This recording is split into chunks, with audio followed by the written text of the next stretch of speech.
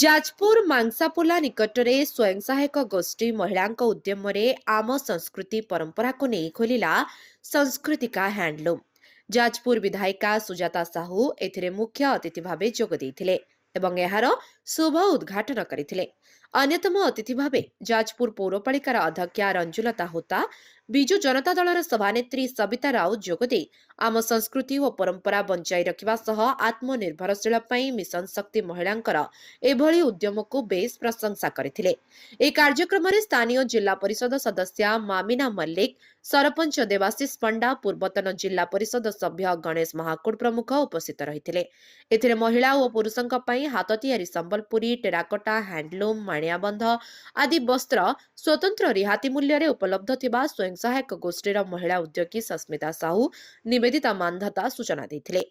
ଯାଜପୁରରୁ ଅଭିମନ୍ୟୁ ମିଶ୍ରଙ୍କ report, leave life Odia.